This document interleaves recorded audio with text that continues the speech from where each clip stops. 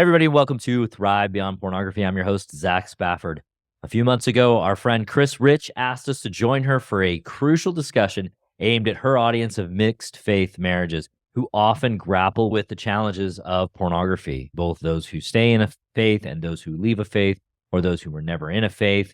We explored the issue from multiple perspectives, discussing its impact and how to address it from a way that is not about following a shared religious structure. We personally do not choose pornography in our relationship, and we recognize the importance of addressing this topic to support couples striving to overcome their struggles within their marriages. This is particularly relevant in mixed faith contexts, where views on such matters can significantly diverge.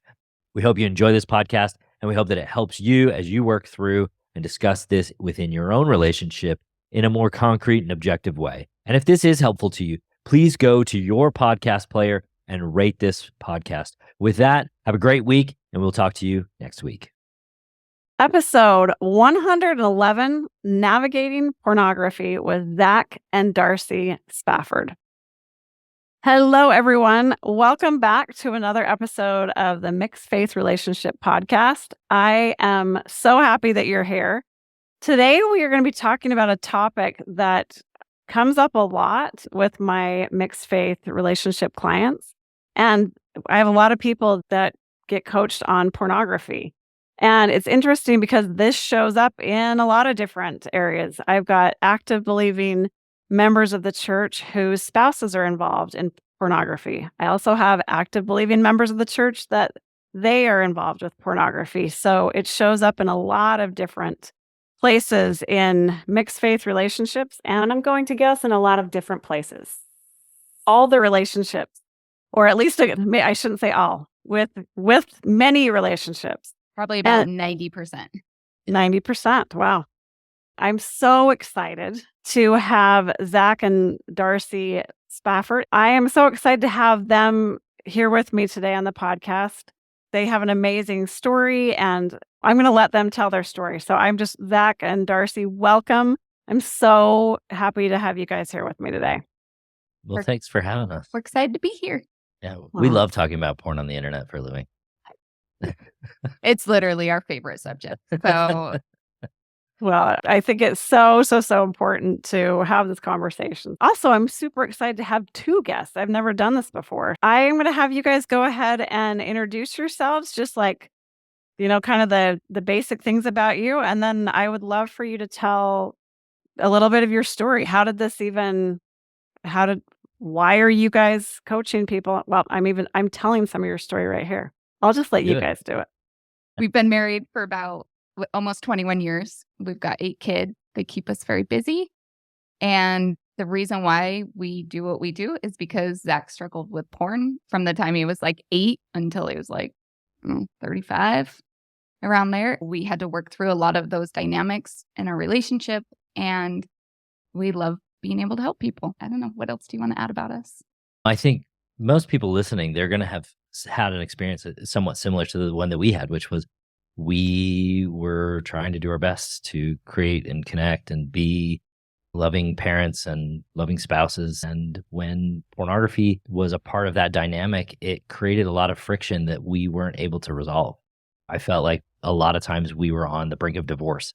In fact, a lot of times I felt like that was like the very next step, and that Darcy was going to leave me. And she was deeply, deeply distraught by my behavior because, at least in part, I had been telling her, this is who I am. I'm someone who doesn't choose porn. I'm someone who doesn't view this. I don't engage in this activity. And she took it at face value. And then coming to find out that I wasn't being honest. I wasn't being the person I had said to her that I would be. And that devastated her, and it made her wonder, well, why should we do this? Why do we keep doing this? And, a lot of the difficulty came in, 1, not being able to understand why I was doing it, and 2, not having the skill set to actually resolve the struggle.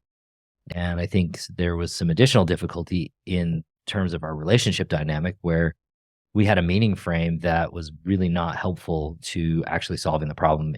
It perpetuated the cycle probably more often than not. And that process of getting out of that was what really solved this struggle for us. And tell me, I'm not familiar with that word. What'd you say? The meeting frame? The meaning frame. So just the ways that we interact with each other. So in your home, there's probably a way that you interact with your husband around date night, right? And Mhm. it has a dynamic that is well worn and that each of you understand. And he'll say something and you'll say something back to that. And that meaning frame is the framework of your relationship that you operate in on this particular issue, right?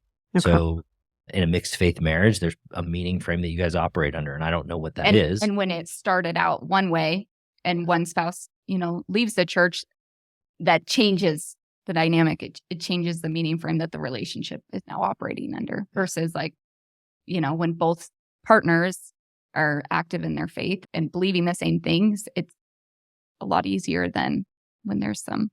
Yeah. I think discrepancy especially there. in a mixed faith relationship, and we've seen this with a lot of people around us, where you have at least one partner leaving the church and there's this struggle of like, well, what do we believe now? And Yeah. so there's a shift in the meaning frames under which we operate.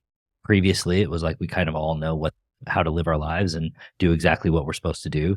And then when one of the spouses steps out, or when a spouse is not part of our church relationship, then there's a different meaning frame. There's a different way that we have to operate to choose each other or not to choose each other. Yeah.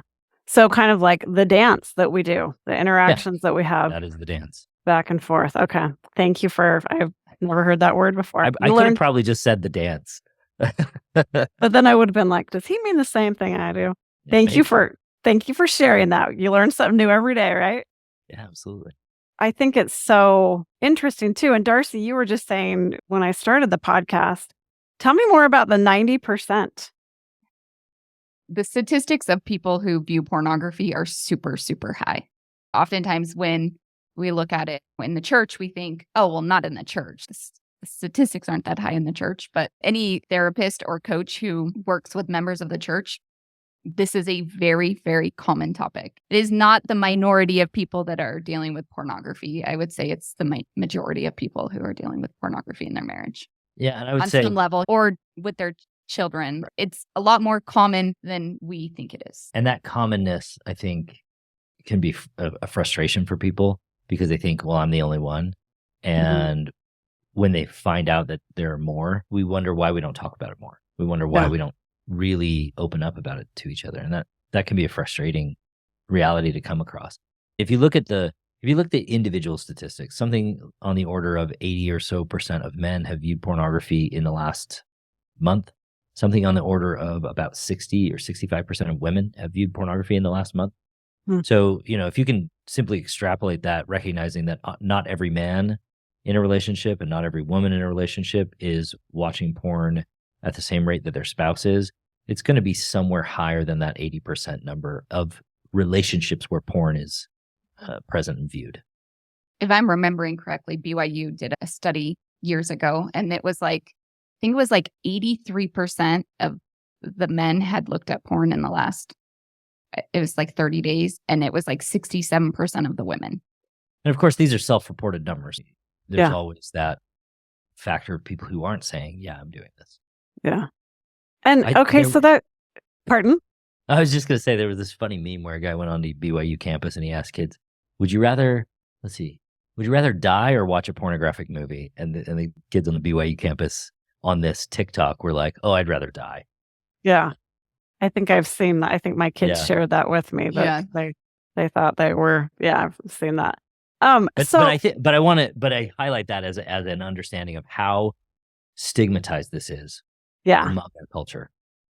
And that was going to be my next question. Why does pornography feel like such a big deal, especially in the Church of Jesus Christ of Latter-day Saints? I didn't grow up LDS. I joined the church when I was 16. From my birth to 16, my life experience was very different from when I was 16 to now. Once I started going to church, I started to hear messages about pornography. I started to hear things like, you want to marry a worthy man who can take you to the temple, and with someone struggling with porn, run the other way. I started hearing a lot of really negative messages around pornography and around sexuality and around bodies. For me, that was a really big shift. And a lot of my challenges with Zach looking at porn came from a lot of the messaging that I received at church. And it made it difficult to actually address the problem because I was so focused on fighting with him about how horrible he is that he looks at porn. It became this constant battle. I always like to say it was like porn was in the middle of us and we were constantly fighting with porn and we were on opposite ends of each other. And it wasn't until we started coming on the same side of each other and putting porn as what it was that we were working up against instead of being the thing that kept us divided. Yeah. The data is really clear. Religious people are more prone to say that they're an addict. And when we say we're an addict, we tend to believe things about ourselves that make it difficult to empower ourselves to make good choices. And that's a problematic framework that a lot of people operate under. Just like Darcy was saying, there's this message within a lot of the language that we use in our conversations about this topic that make it feel as though it is absolutely unacceptable and that it is catastrophic in its nature. That's really a troubling idea that this is going to destroy you is essentially the message that we get. It's going to destroy you. It's going to destroy your marriage. It's going to destroy. There was this video a couple of years ago in the pornography lesson that the church put out where that I went to our stake president and cried over, by the way. Yeah. We went to him and we said, we could address this differently. And his narrative, the narrative that he had in his mind was that his sister was their marriage was destroyed because of pornography. And I think that's a very narrow telling of the story, but it is a framework wherein she is absolved of any responsibility, irrespective of how she operated in the marriage. And that's important to understand, is that in that narrative, the wife becomes a victim and the husband becomes a perpetrator. And that's a problem, not because this doesn't impact both parties. It's a problem not simply because the wife shouldn't be able to ask her spouse to do what I think is a reasonable thing to say, hey, let's not bring a third party into our relationship. The problem is that when porn has so much power, we lose power. And I always joke with people. I'm like, so when was the last time porn came to your house, tied you up to a chair and said, we're going to have sex and you're going to watch? It's never happened to anybody I've ever asked that of. I do that as an illustration of how little power porn does have and how much we have the opportunity to reclaim that power, re-engage our agency, our capacity to choose, and then put ourselves in a position to create different choices based on our values, rather than this narrative of I'm a victim of something I don't have control over and she's a victim of me. And that's a problematic narrative in law. I think too, just like in mixed faith marriages, it's so easy to look at the spouse that I know I'm just going to be vulnerable and honest. When my husband left the church, I was like, you did this to me. I didn't ask for this. I am the victim. You are the villain. And it's really hard to be married to a villain. It's hard to want to work together, to parent together, to be intimate together. And then this is adding another layer of villain here. Going back to why does it seem so scary? You were saying some of the messaging. I remember it's the Black Plague and by the way, I am not saying to go view porn. I'm totally not saying that. But we agree. And we do too. Like sometimes people hear us and they're like, wait, are you saying porn's good and okay? And no, like we don't watch porn. We don't want porn in our marriage. We literally help people stop watching porn if they want to. Yeah. So that's not what we're saying at all, but we are more saying, like, let's address this in a way that's helpful instead of one that just perpetuates the problem. And I think the fear when you're thinking, sorry, I'm kind of bouncing back and forth. I love it. But there's so much fear around it. Yeah. And when we're operating out of fear, we don't show up as our best selves. And I think of how many times in the scriptures did Christ say, fear not? And I think he had a good reason, because we really don't show up when we're operating out of fear. And I think one of the big things with that is this idea that if you view pornography, that you're going to be addicted. Can you speak to that? Let's define what addiction is and what that... Yes, let's do that. And I want to talk about that fear aspect as well, because I think, and I'll talk about that and then I'll talk about addiction, because I think this is a really important component of the way that we talk about this. Now, imagine sitting in a classroom with a bunch of youth and you're saying, never view this. And if you do view this, it's going to destroy your life. and the messaging that we have behind You're it. going to be hurting your wife one day. Right. The video where all of the sudden your family's broken up instead of hunky-dory and happy, right? That video. Think about every single one of those young men and young women and understand that each and every single one of them has been exposed to pornography at some level within their lives, right? So if you're over the age of 12, there's a near zero chance that you haven't seen something that is pornographic. Or that you as a 12-year-old would think was Exciting, pornography. yeah. You know? Right. Yeah. Right. So recognizing that the way that we talk about it can actually hinder the conversation because now, one, I'm afraid because you've just told me this is going to destroy my whole life. And two, when I come to you as the bishop or other church leadership, if I'm made to feel worse because of my choice, and I recognize that, for instance, a bishop might say, well, to a young man or a young woman, don't take the sacrament. And that bishop might see that as a way to help that person move through the repentance process. But I want to be really clear that I have yet to find a single instance within the canonical scripture where Christ said to somebody, okay, now to repent, I'm going to ask you not to participate in normal daily church activities. And people are going to notice that, by the way, and they're going to ask you questions, and you're going to be humiliated by that, right? Every single instance that I know of in the scriptures where Christ says to anyone anything about their sins, it falls somewhere along the lines of, I forgive you, be healed, and go and sin no more. Those are the messages that I think that our bishops need to be offering to the young men and the young women who are in this moment and give them the space to change, grow. And one of the ways that we can do that is simply by speaking normally about this, right? You're going to see pornography and you're probably going to see it as something that is interesting. The question you have to ask yourself is, do I want to use this as a way to manage my life? Or do I want to look for something that's more real and more connective with another human being? In that framework, I think we can get away from fear and move towards love. And that's important. Now, your question about addiction, I think, is a really good one. And I've told this story probably a million times. So if you've heard it, you can tell me to stop. But when I was a young missionary, I served in Rome, Italy. I got on the train in Naples, and my companion and I, we went and sat down. And a woman came on the train behind us, and we made eye contact. And she sat down in the stairwell of the train. And she knew I was there. She knew I was watching her. She decided to shoot heroin in that moment. She did not care what I saw. She wanted her fix. And that is very different than every single person I've ever spoken to about this. If I said to you, or if I said to anyone who is dealing with a pornography struggle, I've yet to hear a different answer than this. But if I said to you, hey, if I walked in, or your spouse walked in, or your boss walked in on you viewing pornography, what would you do? And they all say, I would stop immediately. I would hide it, and I would pretend that I wasn't doing it. So that gives me a pretty good indicator that you're not addicted to this. You don't have a lack of control. You don't have no choice in this. You are more likely ashamed of your behavior, but you probably don't know how to resolve it. So that's how I look at it in terms of addiction. I don't think that addiction is a valuable meaning frame, partly because it turns us into victims and it distances us from our choices instead of letting us look at them clearly, openly, and without ego and start to find out, well, what's the data here that I need to resolve? I love that. And I think just the clients that I've talked with before, just that thought when you're thinking, I am an addict, that creates so much shame and guilt and so much hurt that is really not going to be beneficial at all in ever. Yeah.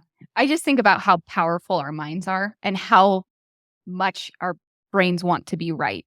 So if I'm constantly telling myself I'm addicted to brownies, let's say, I can't control myself around brownies. When I go to eat a brownie, my brain is going to be like, let's prove that story right, that you can't just have one. Yeah. You got to eat them all. And so what is it that I want to be telling myself about what it is that I'm dealing with? And is it going to be helpful to me? If you look at this like sex addiction, pornography addiction, there's two very different sides. There's a lot of science that says not addicted. And then there's like the people that are like, oh, this is an addiction, right? They fight against each other, essentially. There's a lot of rancor in that space. Yeah. And I just like, whether it's addicted or not, what value does it give you believing it? Yeah. If it is something that like believing this gives you so much power and you're like, it motivates me to get so much better and I show up better in life and I make positive changes because that's what I believe, then by all means think you're addicted to porn. But if believing that you're addicted to porn creates shame and hopelessness and powerlessness and a label that you're just so ashamed by, then why even entertain it? That's where I go with it. I love that. And I think just that idea, one of my favorite questions is the way I am thinking about this. Is it serving me? Is this helpful? Is it helping me to show up as the disciple of Jesus Christ I'm trying to be or not? Yep. And yeah, I think that's so important to look into that. Zach, you hit on this just a second ago a little bit, but I would love to explore. So why do people generally view porn? This is a really great question. I think the answer lies in a simple system of understanding. We all tell ourselves stories. We all have stories that create an enormous amount of emotion in our lives. Men, generally, we have been taught that we're only allowed to have 3 emotions: hungry, angry, and horny. And so those are the ones we pay attention to most. And Never heard that, but there you go. well, but it rings true, doesn't it?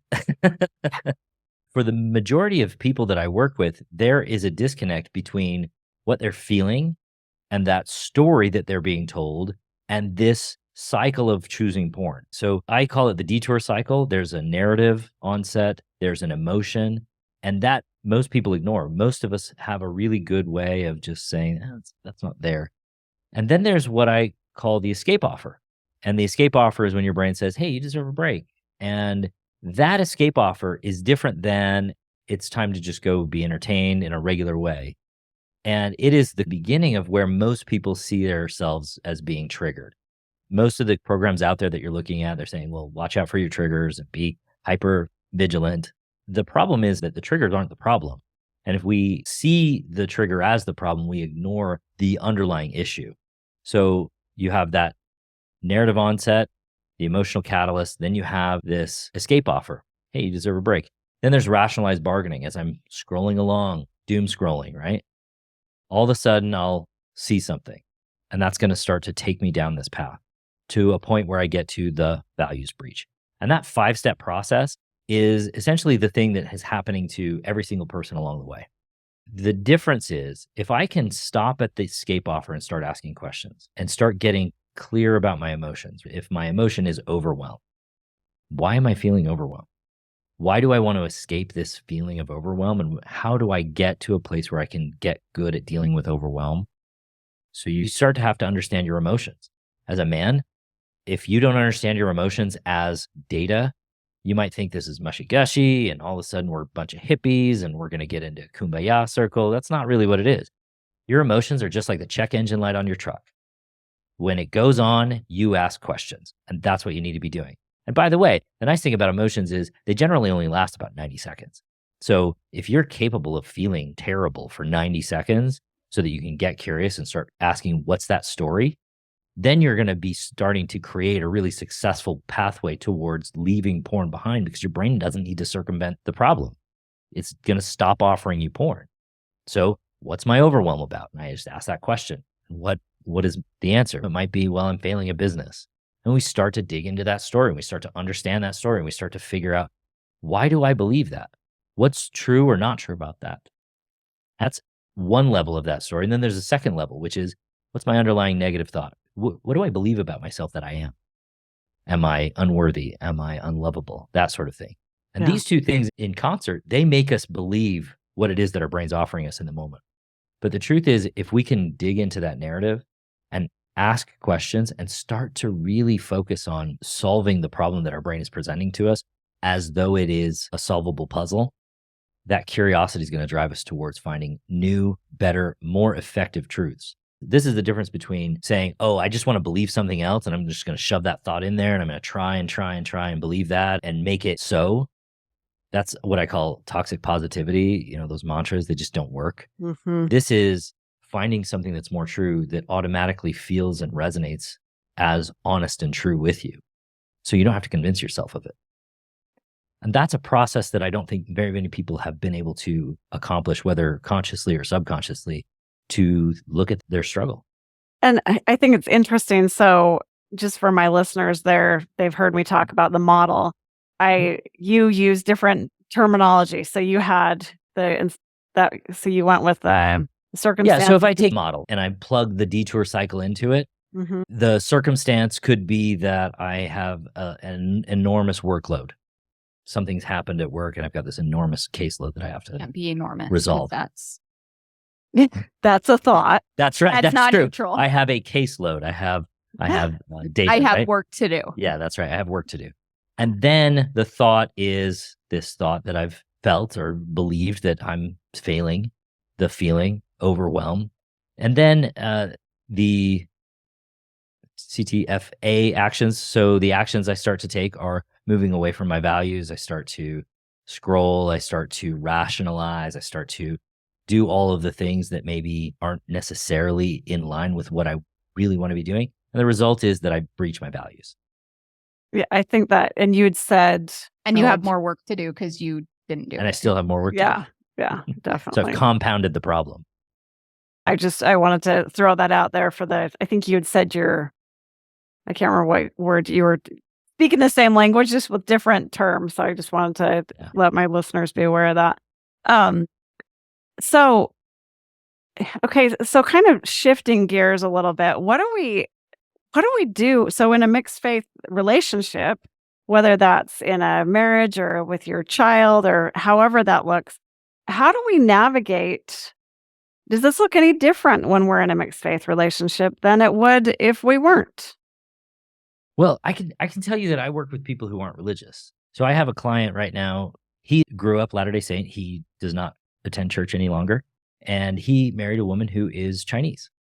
So she grew up without religion at all. And this struggle is still a struggle in their relationship. It's important, I think, to recognize that when we think about the way that we're interacting with pornography, oftentimes we're making it mean something about ourselves. So the wife is often making it mean something about herself, irrespective of the framework, the groundwork, whether it's religious or not religious, moral or amoral. And understanding that is so much more valuable, I think, than saying, hey, there's this rule and you have to follow it.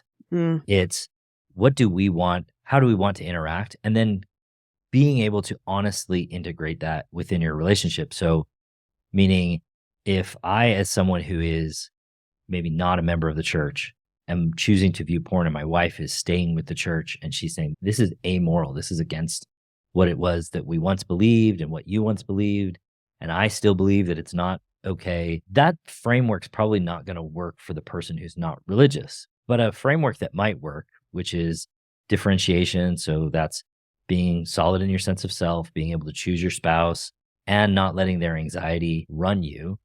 Then in that space, I can say, okay, this is what I believe and this is what I want. And this is what I believe is good for me. And I want not simply to tell you this is what I'm doing, but I want to integrate your opinion without making it mean I have to do it. So then we get to negotiate. We get to understand each other. We get to choose each other. And sometimes what that looks like is, so for this client, it's I'm going to watch movies where nudity exists. I don't see puritanical values as the way that I'm going to live my life, but I can commit to not exiting our marriage in terms of seeking to put pornography as part of my daily habit of managing my emotions. And then also understanding most people are using pornography not as a sexual outlet per se, but especially if it goes against their values. But even this client, he's not using it as a sexual outlet. He's using it as a way to manage how he feels. Taking it out of this framework of porn is about sex and putting it into a framework of most often people are choosing porn when it goes against their values or the values of the relationship, even if it's not a religious relationship or a relationship where they are in the same religious context. When we take it out of that, this is about sex and we put it into, this is about someone probably trying to understand and manage their own emotions, and they probably don't have the tool set to do that. Yeah. Then it's a different conversation. And I think it's an importantly different conversation, even within a religious framework. Because even within a religious framework where you're saying, hey, this is right, when we take away agency by saying there is no yes answer to this, there's only a no answer to this, we minimize people's empowerment in the face of a problem. And that's problematic. And I was just thinking, Darcy, we hear so many women say like, oh, it's, they think, oh, it's my fault. Maybe we weren't intimate enough, or, like we try to understand all this. Darcy, do you have any thoughts on that? with your experience or the clients that you work with? It's so complex. I think oftentimes when we talk about pornography, we try to make it seem so simple, but it's way more complex. I always like to say it's not about sex, right? It's not about sex. If my partner chooses to view porn, it's not about sex. But then I could also caveat that as, okay, if my partner hasn't had sex with me for a year, I might look at porn and masturbate. Like, you know what I mean? And so there's always nuance to everything. So I don't necessarily like to talk in absolutes. I know for me personally, I took it very personal. I took it as a personal attack that he was choosing to do something that hurt me. And why would he choose to do that? If he loved me enough, he would stop. And for me, one of the big changes was when I started struggling with my weight. And I know some people get mad about comparing pornography with weight, because I was just talking to a client who said, I hated when you guys did that. But now I'm like, I see it. I totally see it. And I understand it. If you just take the morality part out of it, it's very similar. And then we talked about how you could even bring the morality into it if you brought in the word of wisdom and your body's a temple, treat your body like a temple, right? All of that. Anyways, that was kind of a tangent. I love that tangent. And now I lost Tangents are great. I think you were talking about how you felt about when I was viewing porn. Oh, yeah. Okay. So when I started struggling with my weight and I started getting to a place where I could have more open and honest conversations with Zach around pornography without literally losing my mind and getting really angry and defensive and yelling, I started to see that what he was saying was very similar to the things that I was experiencing with trying to get healthier and make healthier food choices and exercise and live more in line with who it is that I want to be. That was a turning point for us where we started to be able to talk about it openly and honestly. Now, if you put it into a mixed faith marriage, you see a lot of times online in a lot of the sexuality groups we're in where one partner leaves and they decide pornography is not wrong anymore. They don't believe that. And I think when you grew up in such like purity culture and like a lot of shame, and sometimes you go to the opposite where you're like, I'm going so far opposite of that. Yeah. And now everything's okay. And I think everything's okay. And I'm going to just do what I want because I'm done with people telling me how to live my life. In that space, it's hard because you want to control your partner, right? You're like, I want you to stop. I don't want you looking at porn, and yet you're still doing it and you maybe don't even think it's wrong anymore. And so part of it is like for the spouse who is not the one struggling with pornography, it's like, okay, realizing that I don't have control over this. And I don't like that I don't have control over this. We like to have control. And we also like to tell ourselves stories like, well, if my partner believed what I believe, then they wouldn't do it, which is not true either, right? Because chances are when they were believers, they also looked at porn and struggled with it. The fantasy of if it was some other way, it would be better. And it's just a fantasy. Everyone struggles. And we've worked with people all the way up to a stake president level that struggles with pornography. So I could imagine the stories if my partner just believed the way that I did, they wouldn't struggle with this. Or we could get on the same page. This struggle wouldn't be there. But that's not true either. So how do I want to deal with what is true? And can I choose my partner? Do I love my partner despite the fact that they do something that I don't like and that I don't want them to be doing? And that's more true and real than anything else. I think there's a lot more power in recognizing that porn is not the problem. It can be a problem and it can be problematic, but it's probably not the problem. So if you're the wife and you're looking at this and you're saying porn is the problem, then you might want to ask yourself, why is it the problem for me? What am I making it mean? What is it doing to me? And is what I feel is happening honest and fair and grown up? When Darcy started to see it more as this is not about porn is sexually deviant behavior and Zach is a sexual deviant and he's bad because he's choosing this, and started to see it as sometimes Zach gets really frustrated or sad or stressed. And when he does that, porn allows him to escape that so that he can do the things that make him a successful business person, so that he can come home and make sure that I'm feeling safe. Then she started to allow herself to recognize a couple of things. One, I think, was I was doing a lot of managing her, and she didn't like that. So she had to grow up in that. And that wasn't fair. It wasn't fun, but it was the best kindness that we could give each other, was to be more honest and say, listen, I'm going to stop managing you on my side. I'm going to be more honest with you, but you're going to have to grow up in the way that you're dealing with the honesty that you're receiving. And you're going to have to become trustworthy with my truth. That's a two-way street, by the way. Yeah. Because she also became much more honest with me in that she would tell me what was really on her mind instead of trying to placate me. Or trying to manage you through Yes, through sex.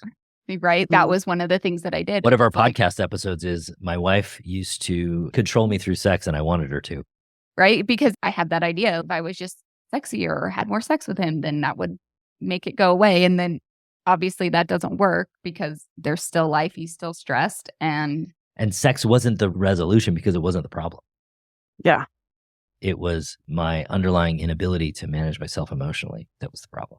And so I had to go back and I had to work on that.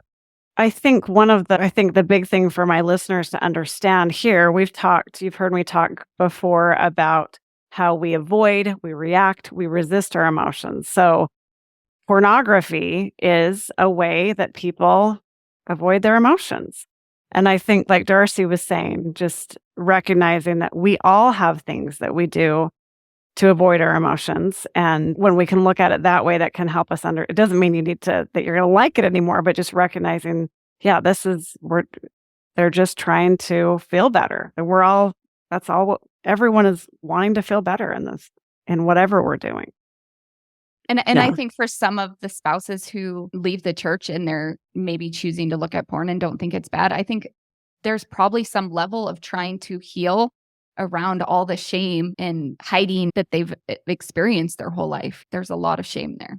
Yeah. That kind of leads me to another different twist on that. How do we teach our kids? So we may be in a mixed faith relationship. How do we help our kids to navigate pornography and I don't know that it looks any different in a mixed faith relationship than we would, but what if you had some tips for my listeners to help when this is an issue with their kids, or how to talk to our kids about it? Well, I think inside the church, there are some pretty important overarching principles. Agency and repentance are key in this process, which is recognizing that we have to be able to say to our kids, listen, you can choose to do whatever you want. Let me teach you how I feel about this and why I feel that way about it. I'm not going to tell you what you have to do, but if you want to live in a way that is in line with your values, you may want to understand why it is that you're choosing pornography. And then, unfortunately, we have to let go of the reins. That's the truth. I mean, you're going to have to do that at some point, no matter what. Allowing your children to see that you can handle them choosing is so powerful in this process, because then they start to see, not only can my parents handle me choosing, but I can talk to them about whatever it is that I need to talk to them about. Okay, so this is what I do. Since I'm the one that mostly talks about this stuff with our kids. Is that true? Mostly. My kids come down and they do a tour of our house, and our kids are like, and that's the office where my poppy does porn. That's what kids call me, Poppy. So I talk about porn all day, but she talks to our children. And just being open and honest with them, you're probably going to see pornography at some point. And your body might respond in ways that you've never felt before. And it might feel good and exciting. Or you might see it and be grossed out by it. Just being more open and honest about it, because we're always like, it's bad, it's bad, it's bad. And then they see it and they're like, this scene, I feel so good when I see this. This brings up all the good feels, because that's oftentimes what happens when you're a sexual being. There's so much cognitive dissonance between, okay, mom and dad are saying this is bad and I'm seeing this and this seems really good.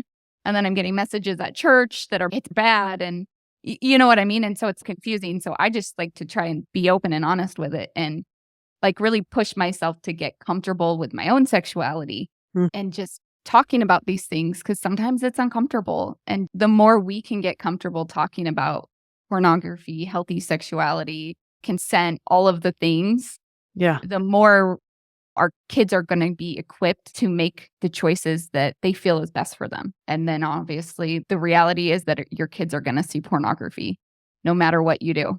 I think it's 0% of people have not seen pornography by the age of 18. So addressing it head on, how is it that you want to show up with pornography? Is it something that you want to choose or not choose? Or mom and dad have different beliefs on this.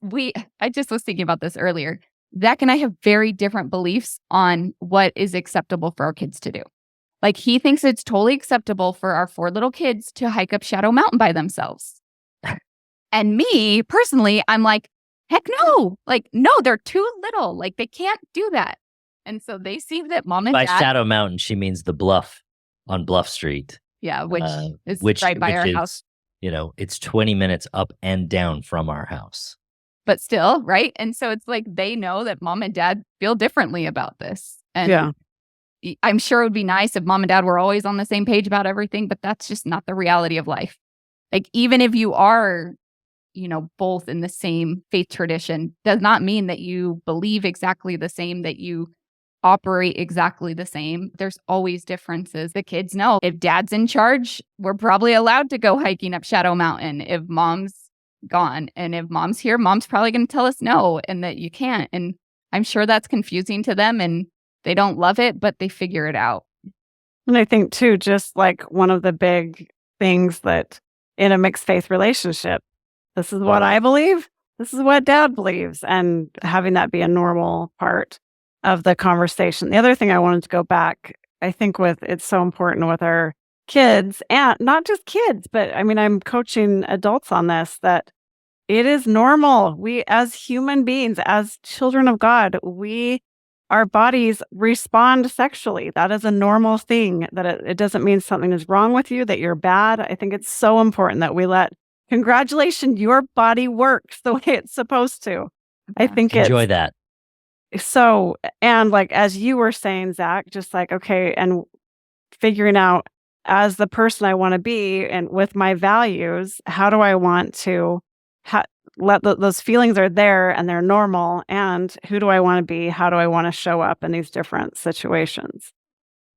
This very discussion highlights one of the things that all of the adults, the couples that we work with, they have to work through, is this getting good at being able to not always have to agree and be on the same page with your spouse.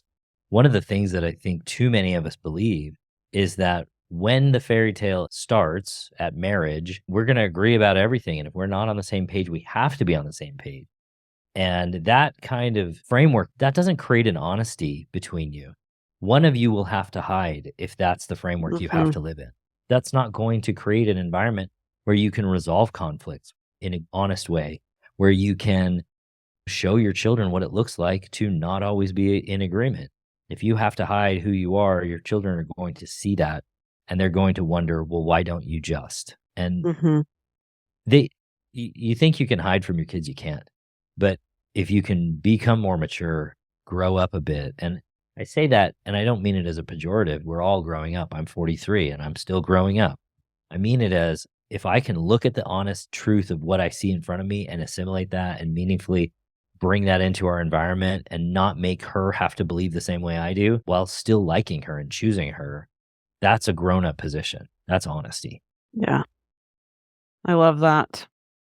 Okay, I think we could talk for hours and hours, but I'm guessing that we probably shouldn't.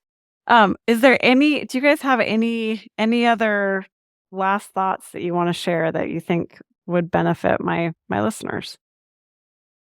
So right before this interview, I was on a call with one of the wives, and she was talking about telling her husband how to behave, essentially, around pornography and what he should or shouldn't do. And, and I just asked her this question.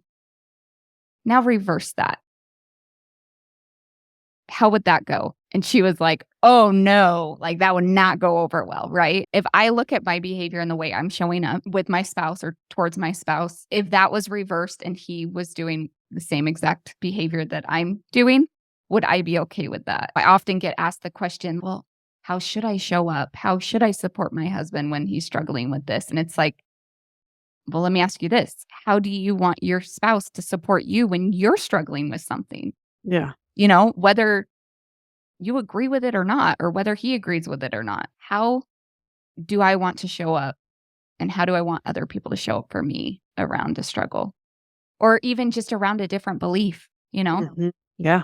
It's like, if you believe something differently than somebody else, how do you want them to treat you? You want them to respect what it is that you believe, right?